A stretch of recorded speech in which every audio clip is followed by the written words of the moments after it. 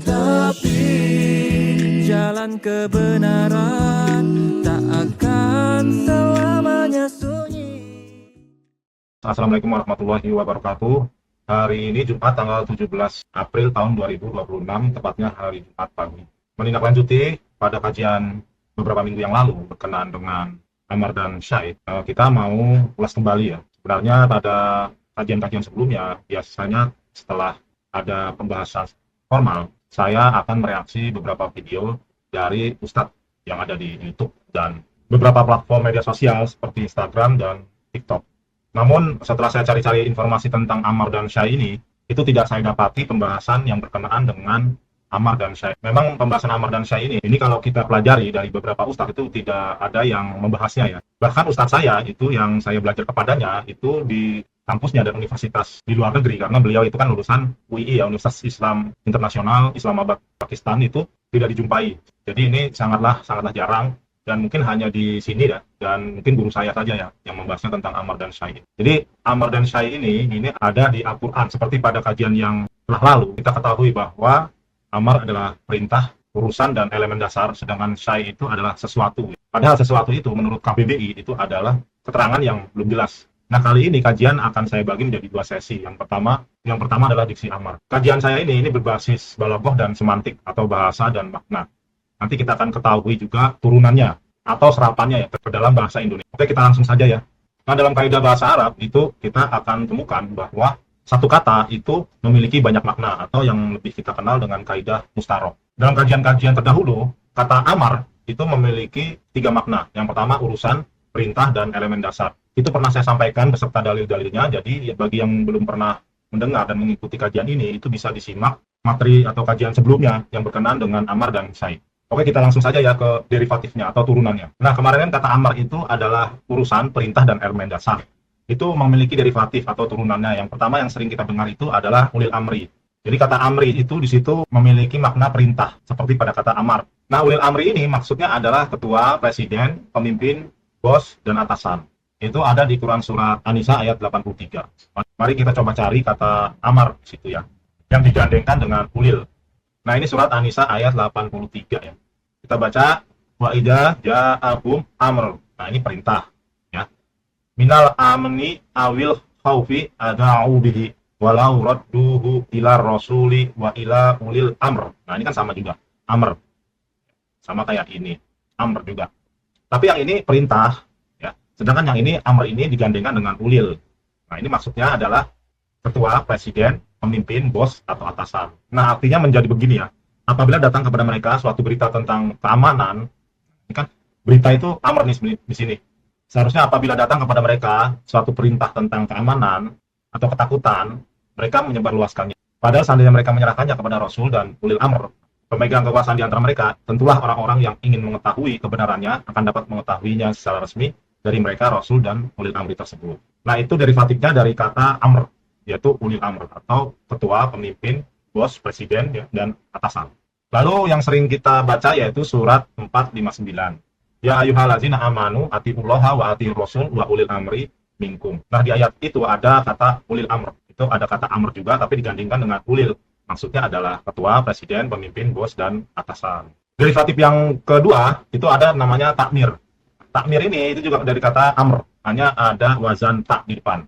Seperti kita ketahui, jika ada wazan tak di depan itu berarti menunjukkan keluasan makna. Jadi maksudnya adalah dia kembali ke diri sendiri dan juga kembali kepada orang lain.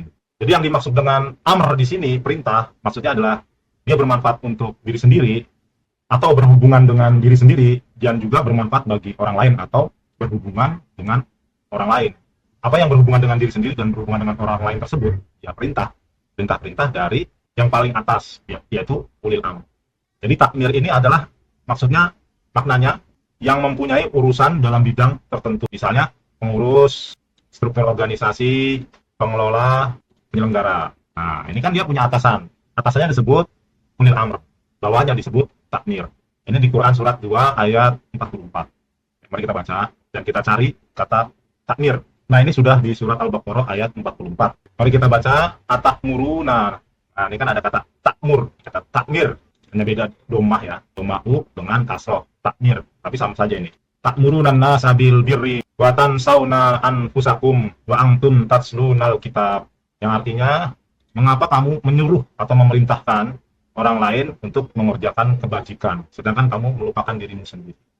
Padahal kamu membaca kitab. Jadi di sini takmir diterjemahkan menyuruh. Jadi orang yang menyuruh. Itu di kehidupan sehari-hari kita, takmir ini digunakan untuk kata pengurus, struktur organisasi, pengelola, dan penyelenggara. Karena mereka itu menyuruh dan memerintahkan anak buahnya, ya, jamaahnya, atau anggotanya. Nah, selanjutnya derivatif yang lain, ya, yaitu kata makmur. Nah, mari kita lihat lagi, kita kembali lagi kepada kajian tadi. Nah, ini ya, makmur, sini, makmur. Jadi makmur itu juga dari kata amr, tapi dia ada wazan mim. Maksud di sini mim itu berarti ada pelaku, ada orang, atau ada benda. Itu ada mim, sebut mim mausul. Maksudnya adalah yang tunduk pada urusan dan perintah. Jadi yang tunduk pada urusan dan perintah itu berarti bisa disebut masyarakat, rakyat. Nah, itu juga disebut makmur. Misalnya ya, ini dalam hadis riwayat Ahmad. Innaki makmuratun wa ana makmur.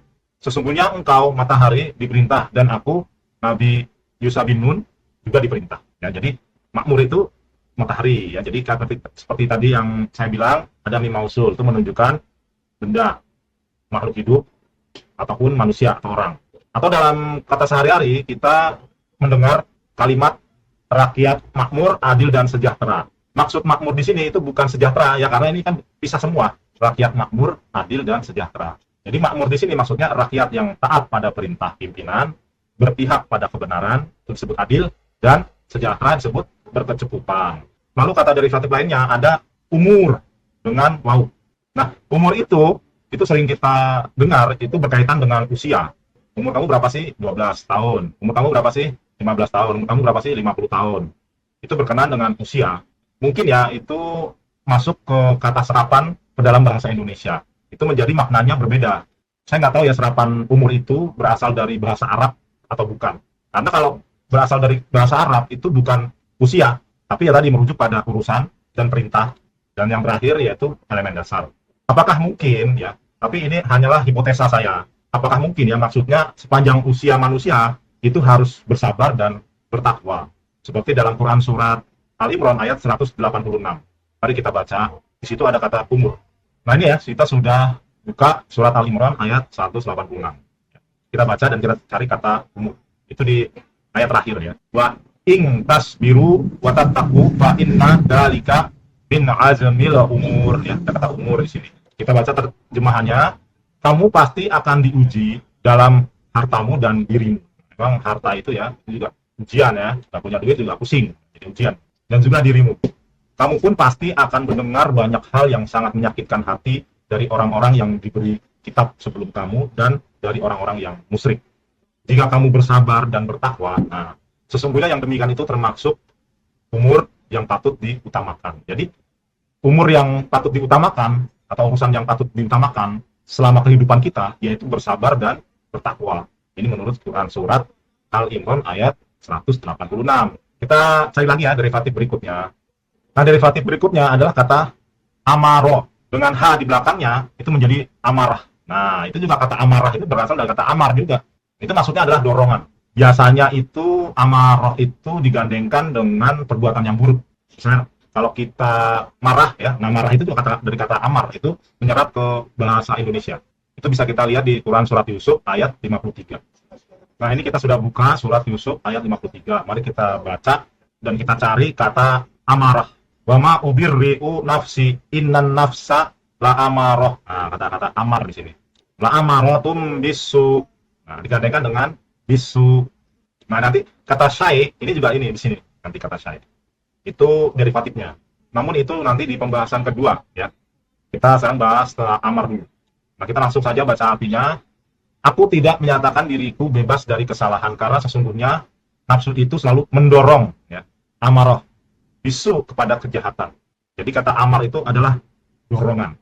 Ya, seperti pada kata urusan, perintah itu kan juga dorongan maknanya. Lalu kita ke derivatif berikutnya. Nah, kata berikutnya itu adalah tamar. Jadi tamar ini juga berasal dari kata amr, tapi ada wazan tak, seperti ke dalam kata takmir. Hanya takmir itu kan ada sukun ya di depan, ini nggak ada tamar. Nah, tamar ini adalah kata digunakan untuk nama pohon kurma di Timur Tengah sana. Jadi mungkin ya dulu sejarahnya ketika orang Arab itu melihat pohon yang berbuah manis dan dapat hidup di daratan yang tandus dan dapat bertahan lama tanpa adanya pengawet. Nah, orang Timur Tengah atau orang Arab itu menamai pohon itu dengan kata tamar. Dan di sini saya jelaskan, dipakai untuk menamakan pohon yang berbuah manis tumbuh di dataran tandus. Jadi penamaan tersebut itu bukan tanpa makna, namun memiliki makna yang dalam dan penting dalam budaya Timur Tengah. Karena kata amar itu melambangkan keindahan, kejujuran, dan regenerasi. Karena kemampuannya untuk menyediakan makanan dan tumbuh subur di lingkungan yang keras dan gersang. Jadi amar itu yang diterjemahkan sebagai urusan perintah itu melambangkan keindahan, kejujuran, dan juga regenerasi. Karena kemampuannya bertahan hidup di lingkungan yang keras dan gersang. Ya seharusnya misalnya ulil amri, takmir, ya itu juga harus seperti itu maknanya. Jadi seorang pemimpin, bos, atasan, ketua itu harus seperti tamar. Jadi begitupun rakyat-rakyatnya. Dan yang terakhir yaitu elemen dasar. Nah, elemen dasar ini kalau kita pelajari di majelis taklim, di kajian-kajian di tempat lain ya, atau ustadz kita cari di Google juga tidak akan ketemu bahwa kata amar itu juga disebut elemen dasar. Atau materi pembentuk untuk mengendalikan pola dan rancangan yang Allah buat. Materi pembentuk ini atau amar ini sangat kecil dan tidak dapat dilihat oleh mata. Kita hari ini mengenalnya dengan sebutan atom atau kuat. Nah, ini dapat kita lihat dalam surat Al-Baqarah ayat 117. Nah, ini kita sudah buka surat Al-Baqarah ayat 117. Mari kita baca dan kita temukan kata amar di situ. Badi'us samawati wal ard wa idza qada amr. Nah, ada kata amr. Fa innama yaqulu lahu kun fayakun. Nah, kata amr di sini yang dimaknai elemen dasar itu hanya disebutkan 2 kali dalam Quran, yaitu surat Al-Baqarah ayat 117 dan surat Al-Imran ayat 47. Dan itu berhubungan dengan penciptaan. Biasanya seperti itu.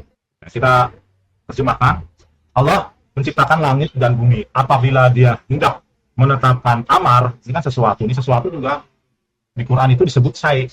Jadi ini tidak tepat terjemahannya ya. Terjemahan ini salah. Apabila dia hendak menetapkan amar atau perintah urusan, ini kalau diterjemahkan perintah dan urusan juga bingung juga yang baca. Ya, tidak menjadi petunjuk bagi orang yang membaca. Padahal Quran itu kan hudalinas dan juga hudalil muttaqin. Dia hanya berkata kepadanya, jadilah, maka jadilah sesuatu itu. Jadi Allah itu qada amr, menetapkan amar, sesuatu yang kecil yang tidak bisa terlihat oleh mata telanjang. Jadi sesuatu itu sekarang kita menyebutnya dengan atom atau kuat. Makanya manusia itu kan terdiri dari kumpulan atom. Semua materi itu juga terdiri dari kumpulan atom dan kuat. Nah, atom manusia itu pertama kali kalau di surat An-Nisa ayat 1, ayat 1 disebut nafsin wahidah. Ini kan elemen dasar yang terdapat dari rahim wanita. Maka jadi nafsin wahidah itu wa khalaqa minha, kami menciptakan pasangannya dalam usaha. Nah, ini kan nafsin ini kan tanwin ini feminin ya. Muannats. Nah, itu.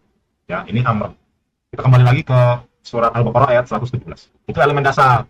Baru Quran bisa dijadikan petunjuk, kita tahu. Oh, maksudnya Allah seperti itu. Lalu di surat Al-Imran ayat 47 kita buka. Qalat rabbi anna yakunu li waladu wa lam yamsasni bashar. Qala kadzalika Allahu yakhluqu ma yasha. Ida qada amr, ada kata amr. Fa innama yaqulu lahu kun fayakun. Nah, ini sama juga kan? Kayak di surat Al-Baqarah ayat 117. Nah, ini berkenaan dengan konteksnya Maryam. Maryam itu melahirkan Isa tanpa seorang laki-laki. Nah, itu bagaimana ceritanya? Nah, di dalam rahim wanita itu kan ada nafsin wahidah tadi, ya. Jadi amarnya itu sudah ada. Tinggal sama Allah di kodo aja. Di kodo sudah saya jelaskan ya, bisa dicari-cari di YouTube. Nama channel saya MT Berperan. Artinya dia Maryam berkata, wahai Tuhanku, bagaimana mungkin aku akan mempunyai anak? Padahal tidak ada seorang laki-laki pun yang menyentuhku. Dia Allah berfirman, demikianlah Allah menciptakan apa yang dia kehendaki. Apabila dia hendak menetapkan amar, qada di sini diartikan menetapkan atau ketetapan Allah. Tapi ketetapan Allah ini dia itu tidak melanggar hukum fisika itu atau hukum material objektif. Dia harus ada pemantiknya dulu. Jadi nggak langsung tiba-tiba bim salah bim ada, enggak. Dia ada pemantiknya, main disebut pemantiknya itu amar.